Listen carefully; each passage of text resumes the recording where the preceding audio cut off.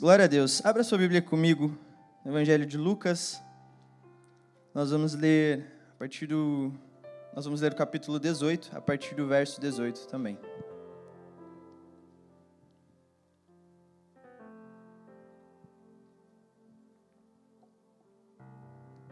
Quem achou, fala amém.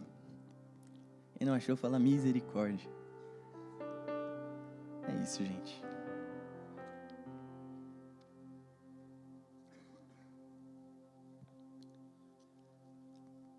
Amém? Vai dizer o seguinte: o homem rico. Certa vez, um homem de alta posição perguntou a Jesus: Bom mestre, que devo fazer para herdar a vida eterna? Por que você me chama de bom? Perguntou Jesus. Apenas Deus é verdadeiramente bom. Você conhece os mandamentos: não cometa adultério, não mate, não roube, não dê falso testemunho, honre seu pai e sua mãe. O homem respondeu: Tenho obedecido a todos esses mandamentos desde a juventude. Quando Jesus ouviu sua resposta, disse: Ainda há uma coisa que você não fez. Venda todos os seus bens e dê o dinheiro aos pobres. Então você terá um tesouro no céu. Depois venha e siga-me. Ao ouvir essas palavras, o homem se entristeceu, pois era muito rico. Ao ver a tristeza daquele homem, Jesus disse: Como é difícil os ricos entrarem no reino de Deus. Na verdade, é mais fácil um camelo passar pelo buraco de uma agulha do que um rico entrar no reino de Deus. Aqueles que ouviram disseram: Então quem pode ser salvo? E Jesus respondeu: O que é impossível para as pessoas é possível para Deus. Então Pedro disse: Deixamos os nossos lares para segui-lo. Jesus respondeu: Eu lhes garanto que todos que deixaram casa, esposa, irmãos, pais ou filhos por causa do reino de Deus receberão nesse mundo uma recompensa muitas vezes maior, e no mundo futuro terão a vida eterna. Amém? Feche seus olhos, vamos orar mais uma vez. Jesus, nós te rendemos graça, Pai. Muito obrigado pela sua palavra, que é rica, é verdadeira, Pai. Muito obrigado por ter transformado, por estar transformando os nossos corações dia após dia. Pai, o meu pedido nessa manhã é que o Espírito Santo de Deus me consuma. Pai, que eu não transmita aqui alguma opinião minha, que eu não transmita aqui algo que eu penso a respeito das Escrituras, mas que o Espírito Santo de Deus possa ministrar um fôlego novo, uma nova visão, Pai, um novo coração a todos aqueles que aqui estão, em nome de Jesus, Pai. Que o Senhor tire toda a cegueira espiritual, toda a surdez espiritual, que nós possamos te ouvir e te ver como um Deus verdadeiro e vivo que és, em nome de Jesus, Pai.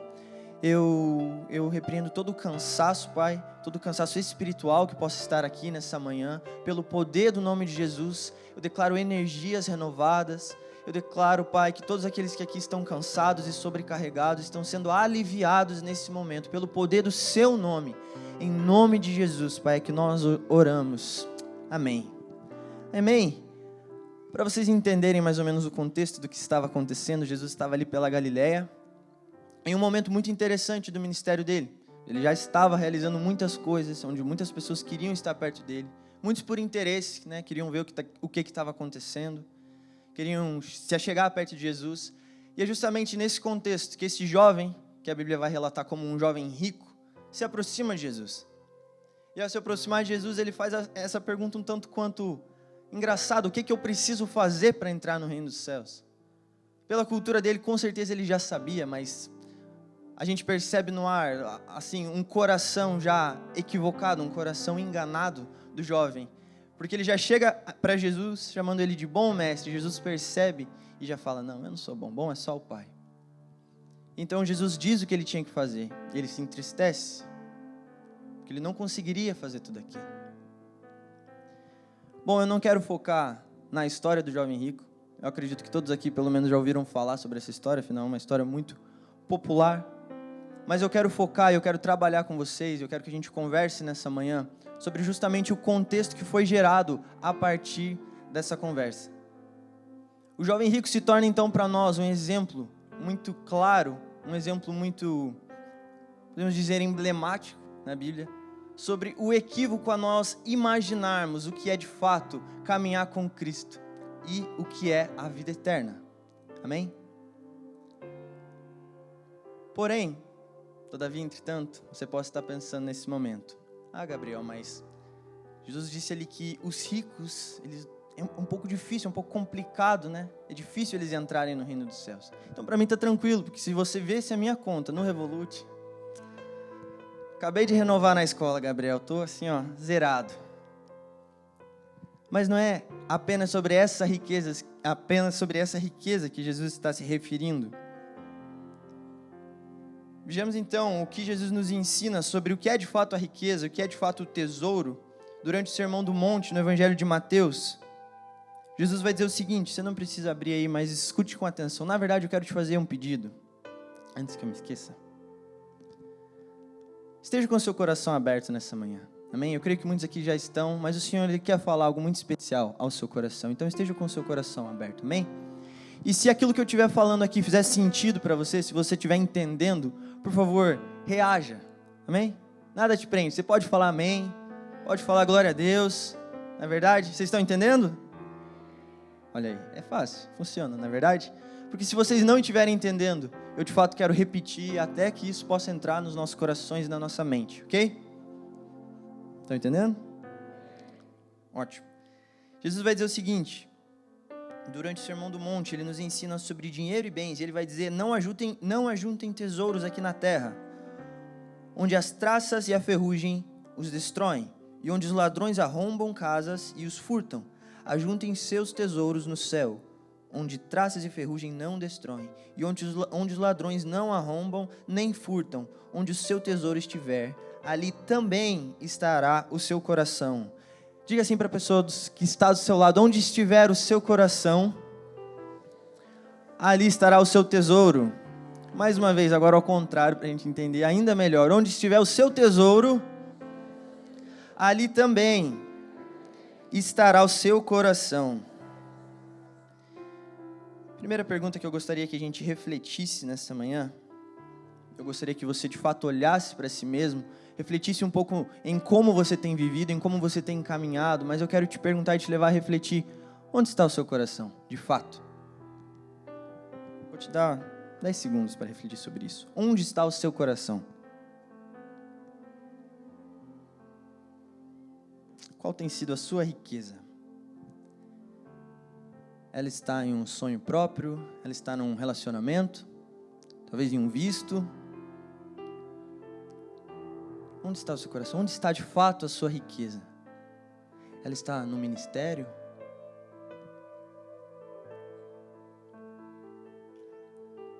E aí de fato, a partir daqui, a partir dessa pergunta, a partir dessa reflexão, eu quero trabalhar tudo aquilo que Jesus falou ali a partir do verso 25. Se os meninos puderem projetar ali pra gente.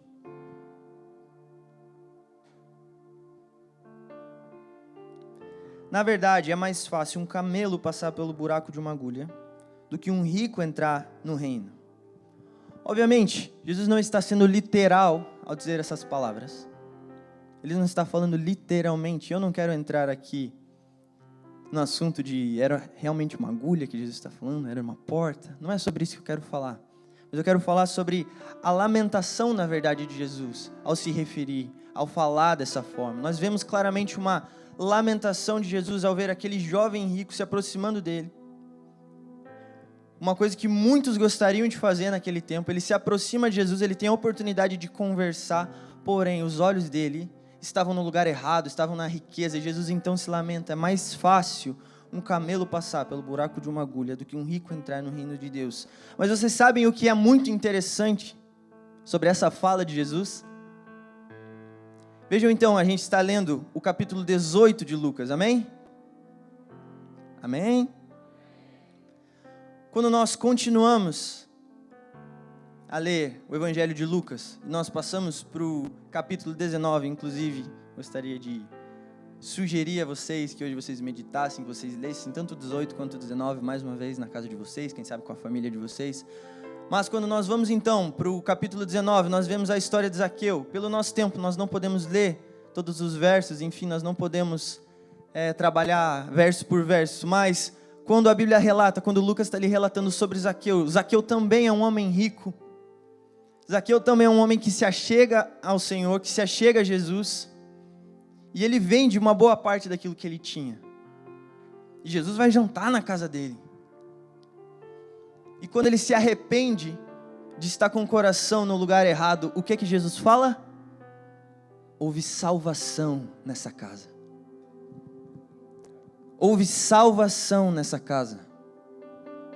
Amém? Zaqueu também era um homem rico. E Jesus falou, é mais fácil que um camelo passe no buraco de uma agulha do que um rico entrar no reino dos céus. Mas que interessante, então Jesus está se contradizendo? Não, ele não está. Verso 26. Então, quem pode ser salvo?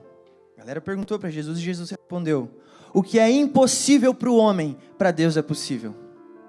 Amém? Amém? O que é impossível para o homem, para Deus é possível. Então talvez hoje os seus olhos eles possam estar de fato no lugar errado. Talvez você possa ter se perdido na caminhada. Talvez você deixou muitas coisas para trás. Talvez um dia alguém te contou os sonhos que Deus tinha para a sua vida e você ignorou. Talvez você deixou seu país, veio até aqui com um sonho próprio. E hoje você anda perdido pelas ruas, tentando achar de fato um propósito. Mas eu quero te dizer que o seu propósito pessoal, o seu sonho pessoal e a sua riqueza talvez não condizam com a riqueza ou com os sonhos que o Senhor tem para a sua vida. Você já perguntou para Ele o que Ele tem para a sua vida?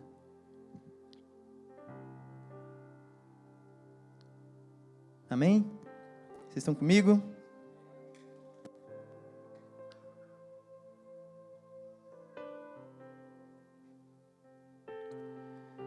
Aqueles que ouviram disseram, então quem pode ser salvo? Jesus respondeu, o que é impossível para as pessoas, é possível para Deus. E é muito interessante, engraçado, o clima tenso que isso gera, não é verdade?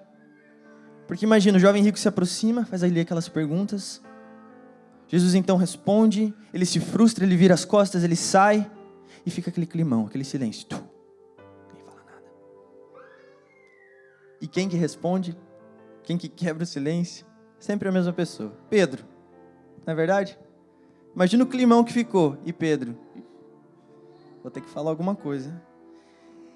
E o verso 28. Pedro disse, para quebrar o silêncio, Pedro disse, deixamos os nossos lares para segui-lo. É quase assim olha Jesus, eu estou vendo que você ficou chateado, porque o jovem rico fez isso, tá? Ele não te seguiu, mas a gente está aqui. Olha, a gente te seguiu, tá? Só... A gente deixou nossa casa, a gente deixou nossos amigos, a gente deixou o nosso lar e a gente está aqui. E eu me identifico com o Pedro. E talvez, muito provavelmente, você vai se identificar também. Acredito que ninguém aqui seja pescador, como ele era. Porém, eu acredito que aqui estamos em maioria em brasileiros, não é verdade? Todos nós imigrantes. Alguém nasceu aqui? Did anyone was born in here? Não? Então todos nós deixamos nossa casa. Todos nós deixamos a nossa família. Talvez você tenha a sorte de ter família aqui, mas a maioria de nós deixamos os nossos pais, amigos, uma história que nós construímos em outro lugar. E aí eu te pergunto nessa manhã, por quê? Por que a gente fez isso? Para construir algo que é passageiro?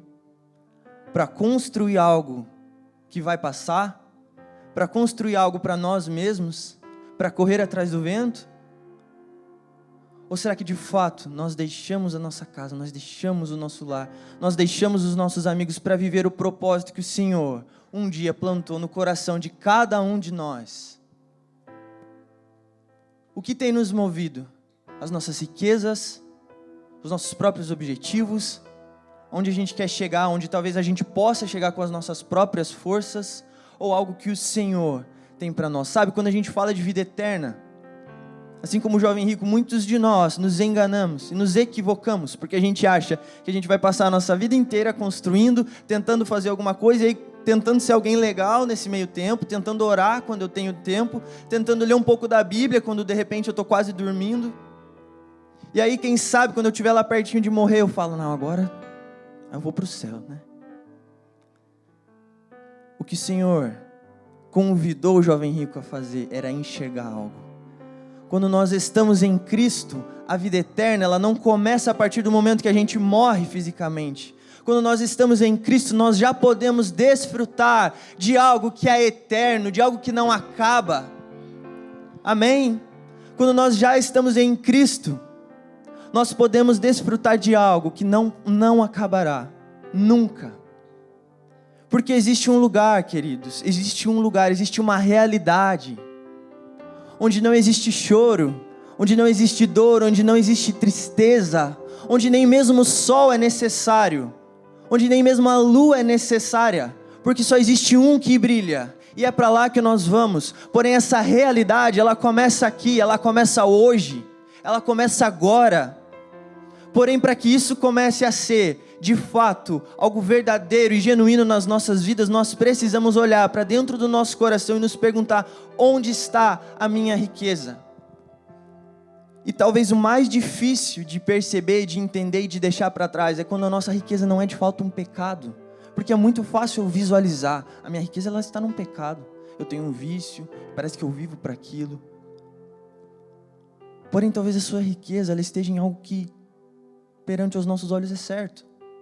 Afinal, o jovem rico ele seguia à risca, ele fazia tudo o que ele precisava fazer. Ele seguia todos os mandamentos, mas ainda faltava uma coisa: ele não conhecia a Deus, ele não tinha um relacionamento. Então, do que valia tudo aquilo que ele fazia? Nada. Nada. Vocês estão comigo? Amém?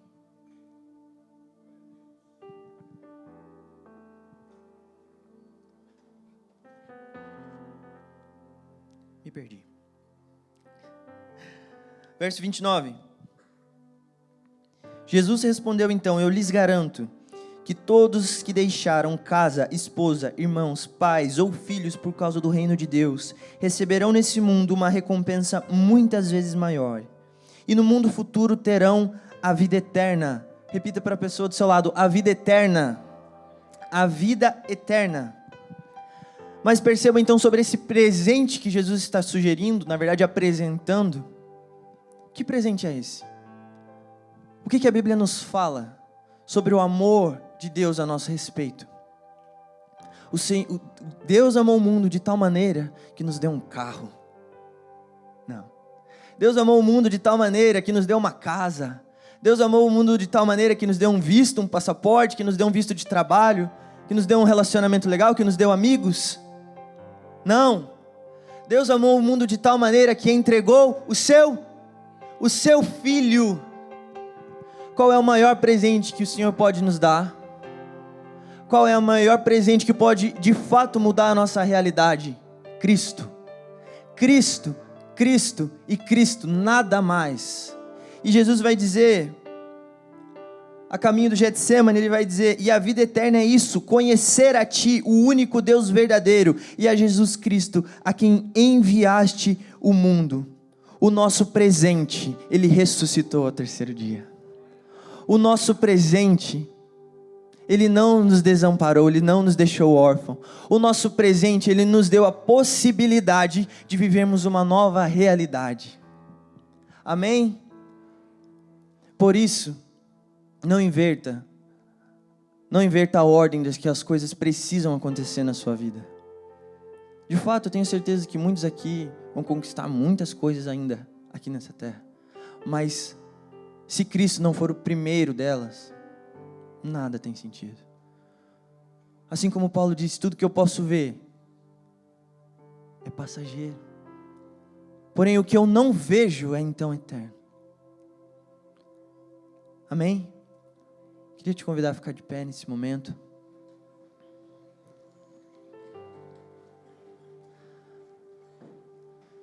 Sabe, eu percebo no meu espírito que muitas pessoas aqui nessa manhã que têm caminhado dessa forma, têm colocado os olhos, têm colocado o entendimento no lugar errado, nas intenções erradas, muitas vezes por ingenuidade, tentando na verdade agradar ao Senhor.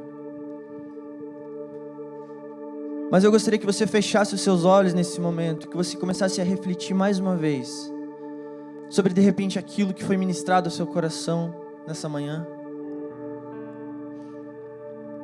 sobre principalmente esse último verso que nós lemos. Afinal, nós deixamos a nossa parentela, nós deixamos o nosso lar e nós estamos aqui. Então, o que de fato nós temos feito? Quero te falar que existe uma realidade a ser liberada na sua vida nessa manhã. E essa realidade é Cristo. Você vai conquistar outras coisas também, mas que elas não chegam nem perto da importância do relacionamento que Cristo quer ter com você. O presente se chama relacionamento. O presente se chama uma realidade. Amém?